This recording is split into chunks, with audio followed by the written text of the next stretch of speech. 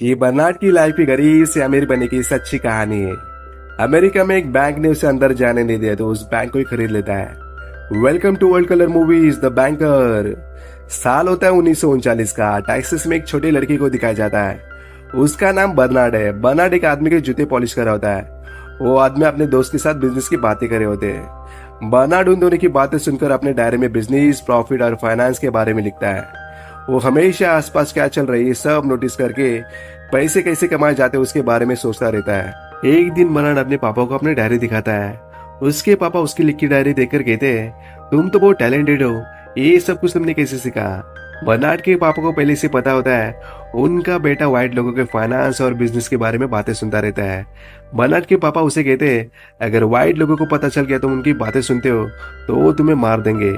Bernard अपने पापा को कहता है, मैं बस व्हाइट लोगों से फाइनेंस के बारे में, पैसे कैसे कमाते हैं उसके बारे में सीखता हूँ। उसके पापा कहते कि तुम गलत रंग से पैदा हुए हो। काले लोग टैक्सेस में पैसे नहीं कमा सकते, भले तुम कितने भी टैलेंटेड हो। व्हाइट लोग तुम्हें कभी आगे नहीं आने देंगे। बर्नार्ड कहता है, टैक्सेस में नहीं पर किसी और सिटी में तो कमा सकता हूँ। दरअसल अमेरिका में रंग भेद का दौर था। काले लोगों को पसंद नहीं किया जाता था। उनके रंग की वजह से व्हाइट लोग उन्हें हमेशा नीचे दर्जे के मानते थे। काले लोगों को व्हाइट लोगों के साथ रहने का अधिकार नहीं था। अब कहानी को 15 साल के बाद दिखाया जाता है। बर्नार्ड अब बड़ा हो चुका है। उसकी शादी मलिना से हुई है और उसका अब 2 साल का बेटा है। बर्नार्ड अपने अंकल से मिलने कैलिफोर्निया आता है। उसके अंकल उसे कहते हैं कि तुम यहाँ पर जॉब कर सकते हो। बर्नार्ड अपने अंकल से कहता है कि मैं यहाँ पर बिजनेस करने आया हूँ। दरअसल वो यहाँ पर रियल एस्टेट का बिजनेस करना चाहता है। वो अपने अंकल से कहता है, पहले मैं प्रॉपर्टी को खरीदूंगा, उसके बाद उस प्रॉपर्टी को रेंट पर दूंगा। ये सुनकर उसके अंकल उसका मजाक उड़ाते और कहते, तुम किसी अमीर घराने की नहीं हो, रियल एस्टेट का बिजनेस कैलिफोर्निया में बहुत महंगा है। ये सुनकर बलिना अंकल से कहती है, बर्नार्ड ने ह्यूस्टन में कंपनी शुरू की थी, उसने उस कंपनी से बहुत पैसे कमाकर सेव में रखे। बर्नार्ड की वाइफ अंकल से कहती है, मेरे हस्बैंड एक जीनियस है, ये आपको कुछ वक्त के बाद पता चल जाएगा। अगले दिन की सुबह बर्नार्ड प्रॉपर्टी देखने जाता है और उसे सभी जगह से निराशा हाथ लगती है, क्योंकि कई जगह ब्लैक लोगों को प्रॉपर्टी नहीं बेची जा सकती और कुछ जगह प्रॉपर्टी के दाम बहुत ऊंचे होते हैं। और बर्नार्ड अपनी कोशिश जारी रखता है। बर्नार्ड की वाइफ बर्नार्ड को अपने दोस्त से मिलाने एक होटल में ले जाती है। उसका नाम जॉय। जॉय भी एक निग्रो है, लेकिन वो बहुत अमीर होता है। उसके कई सारे होटल्स, रेस्टोरेंट्स है। जॉय एक मजाकिया और चालाक आदमी है। जॉय बर्नार्ड का मजाक उड़ाता है। इस बात से बर्नार्ड को बहुत गुस्सा आता है और वहां से चला आता है। बर्नार्ड अपनी वाइफ से कहता कि मैं इस आदमी के साथ बिजनेस करने वाला नहीं हूँ, मुझे इसकी कोई हेल्प नहीं चाहिए। दरअसल बर्नार्ड को मजाक करना अच्छा नहीं लगता। अब बर्नार्ड वहां से मिस्टर बार्कर से मिलने उसके ऑफिस में चला आता है। बार्कर एक जाना माना इन्वेस्टर है। बर्नार्ड उसकी प्रॉपर्टी खरीदना चाहता है, पर मिस्टर बार्कर प्रॉपर्टी के प्राइस $35,000 बताता है। बर्नार्ड उसे 30 का ऑफर करता है। बार्कर कहता है कि मुझे इस प्रॉपर्टी के 35 मिलने वाले, तो मैं तुम्हें 30 में क्यों बेचूं। बर्नार्ड कहता है, मुझे बिल्डिंग की रेनोवेशन करना होगा, न्यू किचन, फ्लोर्स बनाने होंगे। बार्कर कहता है, मेरी बिल्डिंग को ये सब करने की जरूरत नहीं, मैंने हाल ही में बिल्डिंग की रेनोवेशन की थी। बर्नार्ड बार्कर से कहता है कि आप मुझे $10,000 दे दो, मैं आपको कुछ महीनों के बाद आपके पैसे लौटा दूंगा। मिस्टर बार्कर कहता है कि तुम मुझसे लोन लेकर मेरी बिल्डिंग को खरीदना चाहते हो। मिस्टर बार्कर बर्नार्ड का कॉन्फिडेंस देकर उसे इंप्रेस हो जाता है। बार्कर बर्नार्ड से कहता है कि पर मैं ऐसे बिजनेस नहीं करता हूँ। बर्नार्ड वहां से जाने से पहले मिस्टर बार्कर का कैलेंडर देखता है और वो कैलेंडर मिड सिटी बैंक का होता है, जो कि मिड सिटी बैंक के मैनेजर ने दिया है। Mister Barker mid city bank के क्लाइंट होते हैं। कैलेंडर देखकर बर्नार्ड के दिमाग में आइडिया आता है और वहां से मिस्टर बार्कर को थैंक यू कहकर वहां से मिड सिटी बैंक में आता है। यहाँ पर उसे बैंक मैनेजर का नाम पता चल जाता है जिसने मिस्टर बार्कर को कैलेंडर भेजा था, लेकिन बैंक में काम करने वाले उसका रंग देखकर उसे मैनेजर से मिलने नहीं देती।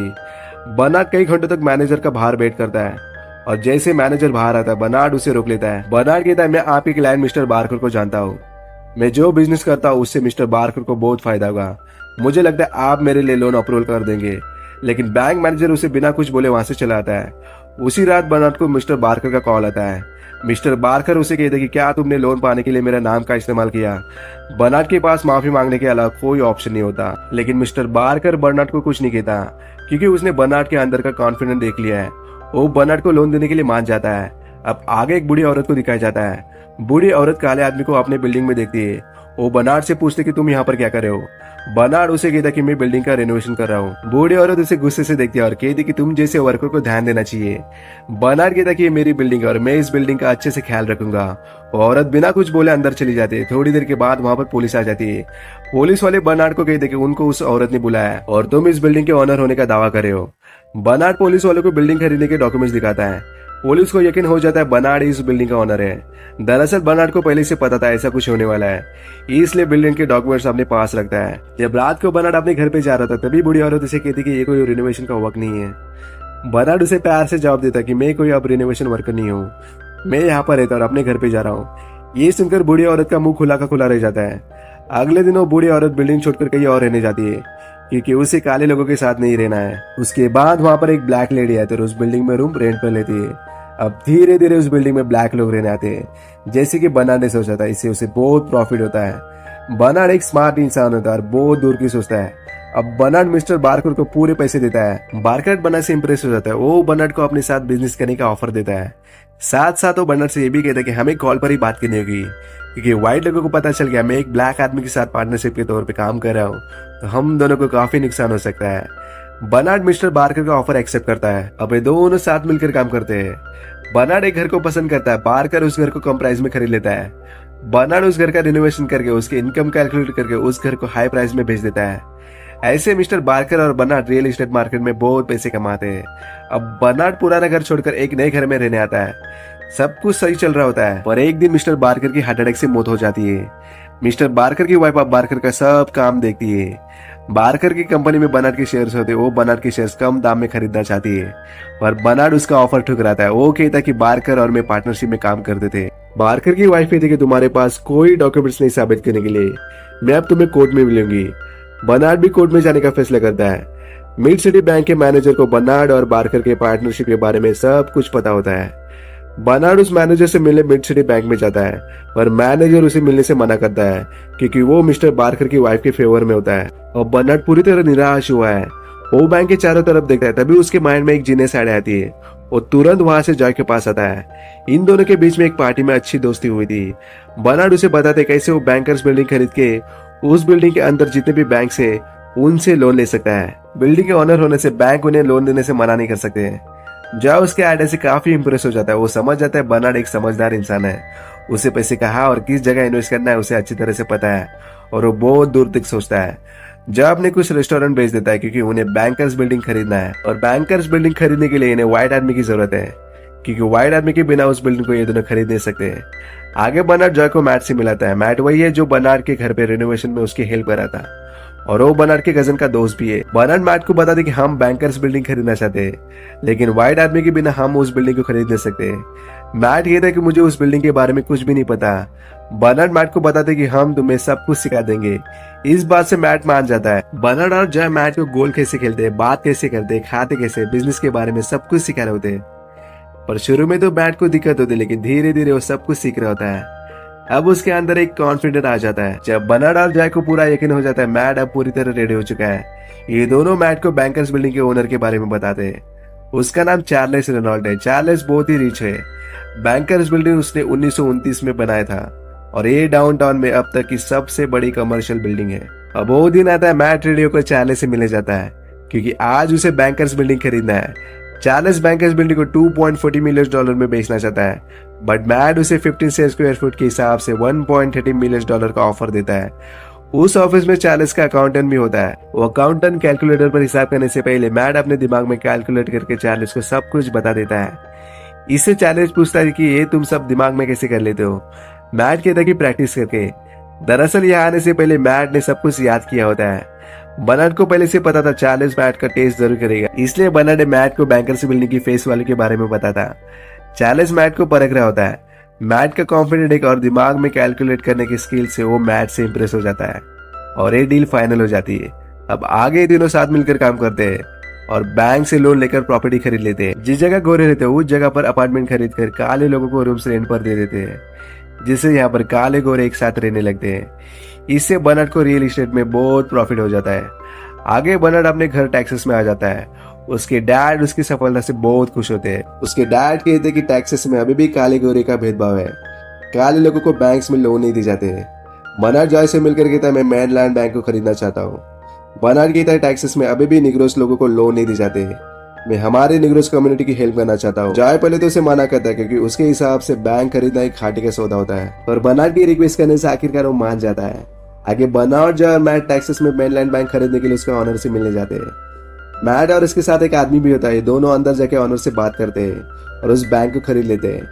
बर्नार्ड सबसे पहले बैंक लोन की पॉलिसी चेंज कर देता है, जो नीग्रोस लोगों के लिए अच्छी न्यूज होती है, और नीग्रोस लोगों के घर जाकर बिजनेस और घर के लिए लोन देता है, जिससे ब्लैक कम्युनिटी ग्रो हो सके।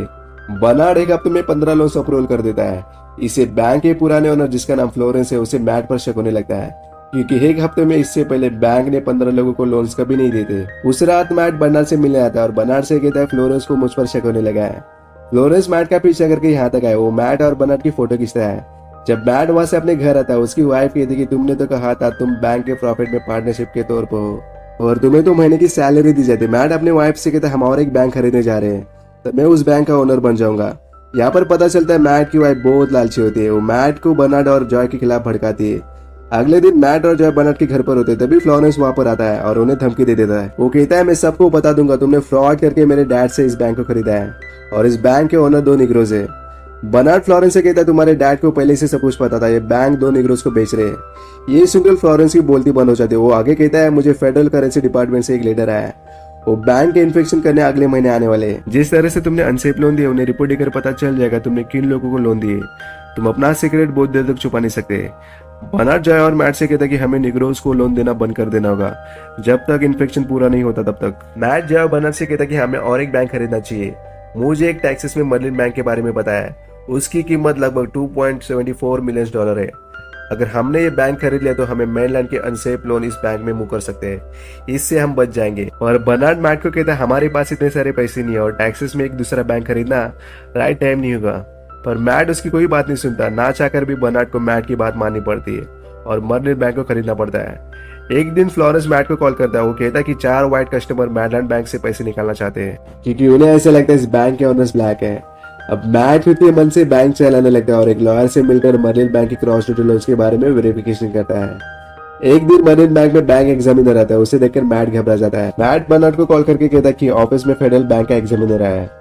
बर्नार्ड कहता है वो तो 1 महीने के बाद आने वाला था। मैट कहता है कि मेनलैंड बैंक में नहीं, मर्लिन बैंक में है। थोड़ी देर के बाद बर्नार्ड बैंक क्लीनर की यूनिफॉर्म पहनकर मर्लिन बैंक में आता है। ऑफिसर कहता है मुझे इंडिविजुअल लोन्स रिपोर्ट में कुछ प्रॉब्लम दिखाई दे रही है। आपके बैंक में $2 मिलियन डिपॉजिट है, लेकिन आपने सिंगल कस्टमर $21,000 का लोन दिया है। नेशनल बैंक एक्ट के मुताबिक 10% ही सिंगल लोन दे सकते हो आप। मैट घबरा जाता है और वॉशरूम में चला जाता है, जहाँ पर बर्नार्ड जो है पहले से होते हैं। बर्नार्ड बैंक की बुक्स देखता है। उसे यकीन होता बुक्स में ऐसे भी लोन पास किए जो नहीं करना चाहिए था। बर्नार्ड और जॉय को यहाँ पर पता चलता है फ्लोरेंस ने मैट को लॉयर सजेस्ट किया था। अब उन्हें सब समझ में आता है ये सब कुछ फ्लोरेंस ने किया है। इससे मर्लिन बैंक बर्बाद हो जाए ताकि वो इनसे मेनलैंड बैंक के लिए बदला ले सके। जब रात को बर्नार्ड अपने घर पर होता है तब वो अपने वाइफ से कहते कि हमें एक वीक में 27 बैड लोन बेचने होंगे ताकि मेनलैंड बैंक सेफ रहे, नहीं तो हमें $3 मिलियन का नुकसान हो जाएगा। मुझे जार तुमने चेतावनी दी थी मैट के बारे में, फिर भी मैंने सुना नहीं। दरअसल बर्नार्ड ने भी मैट को कहा था तुम अभी अपना खुद का बैंक चलाने के लिए रेडी नहीं हो, और मैट फिर भी बर्नार्ड की बात नहीं सुनता। अब आगे मैट फिर से अपना दिमाग लगाकर मर्लिन बैंक को बचाने के लिए मेनलैंड बैंक के पैसे मर्लिन बैंक में मूव करता है ताकि उसका बैंक बच जाए।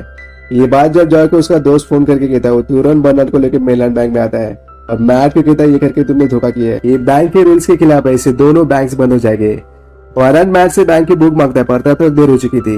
बैंक में करेंसी डिपार्टमेंट के ऑफिसर आते हैं। ऑफिसर कहते हैं आप दोनों के बैंक के लाइसेंस सस्पेंड किए जाते हैं क्योंकि आपने नेशनल बैंक एक्ट से रूल तोड़े। ये सब फ्लोरेंस मजे से देख रहा था क्योंकि वो जो चाहता था हो चुका है। थोड़ी देर के बाद वहां पर एफबीआई की टीम आती है और जॉय, बर्नार्ड और मैट को अरेस्ट किया जाता है। बर्नार्ड एफबीआई से पूछते हमने क्या किया, हम बस ब्लैक मैन पैसे कमाना चाहते थे, इसके लिए तुम हमें अरेस्ट नहीं कर सकते हो। आगे जब मैट से मिलने आता है वो मैट से कहता तुम उन दोनों के खिलाफ गवाही दे दो, ऐसे उन दोनों ने तुम्हें फंसाया था और तुम्हारे पीछे उन दोनों का हाथ था। मैट कहता उन दोनों ने मुझे फोर्स नहीं किया था, बल्कि वो दोनों बैंक के रूल फॉलो करते थे, मैं था जो बैंक के रूल फॉलो नहीं करता था। जज कहता अगर तुमने ऐसा किया नहीं तो मैं तुम्हें बैंक के लोन्स, फंड्स और मिसेज के लिए जेल में डाल दूंगा। मैट इस बात से डर जाता है। वो अपने घर पर आता है और बहुत सोचने के बाद एक कॉल करता है। अब अगले दिन मैट कोर्ट में गवाही देता है। वो कहता है बर्नार्ड और जॉय ने मुझे ये सब कुछ करने के लिए कहा था। बर्नार्ड जज को कहता है हमारे कॉन्स्टिट्यूशन में लिखा है सबको इक्वली ट्रीट करना चाहिए, निग्रोस को ऐसे ट्रीट नहीं किया जाता, उन्हें बैंक्स में लोन नहीं दिए जाते, उन्हें बैंक्स में जाने नहीं देते, गोरे उन्हें नीचे दर्जे के समझते। हमने बस टैक्सेस में 2 बैंक्स खरीदे और कुछ लोगों को ये मंजूर नहीं था 2 निग्रोस कैसे बैंक टैक्सेस में खरीद सकते हैं। वो आगे एक लीडर की ड्रेस कोड दिखाया और कहता कि गोरे हमें बस इस ड्रेस कोड में देखना चाहते हैं। निग्रोस बिजनेस नहीं कर सकते, अपना ड्रीम पूरा कर नहीं सकते, अच्छा जॉब नहीं कर सकते, हमें बस हमारे रंग से जज किया जाता है। इससे इस कोड में हंगामा हो जाता है। व्हाइट जूरी बर्नार्ड और जॉय को 3 साल की सजा देते हैं और उनके सारे अकाउंट्स और प्रॉपर्टी जब्त करते हैं। फ्लोरेंस मिलन बैंक फिर से कम दाम में खरीदता है। अब आगे 3 साल के बाद बर्नार्ड और जॉय जेल से छूट जाते हैं। ये दोनों बहुत ही खुश होते हैं। बर्नार्ड की वाइफ से कहते तुम इतनी खुश क्यों हो? वो कहता है हम दोनों बहामास जा रहे हैं, मैंने वहां पर एक प्रॉपर्टी खरीद ली है। उसकी वाइफ से कहती है तुमने किया किसे? बर्नार्ड अपनी वाइफ से कहता है कोर्ट में गवाही देने से पहले मैट ने मुझे कॉल किया था। उसने कहा अगर मैंने वाइफ जूरी की बात नहीं मानी तो मुझे 50 साल के लिए जेल में डाल देंगे। तब मैंने उसे कहा तुम्हें जो करना कर सकते हो और मुझे एक फेवर चाहिए। मैंने मैट को कहा तुम हमारे लिए बहामास में 2 प्रॉपर्टीज खरीद लेना, क्योंकि मेरी और जॉय की प्रॉपर्टी अब तक गवर्नमेंट ने जब्त नहीं की थी। और ये तीनों बहामास चले जाते हैं। बहामास में रहने के बाद बर्नार्ड और जॉय वहां पर भी अपना बिजनेस शुरू करते हैं और वहां पे बहुत पैसे कमाते हैं।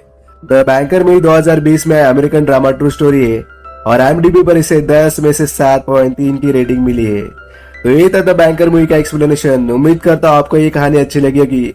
आपको ये कहानी कैसी लगी कमेंट्स करके जरूर बताइएगा और आने वाले नई वीडियोस को देखने के लिए हमारे चैनल को सब्सक्राइब करें।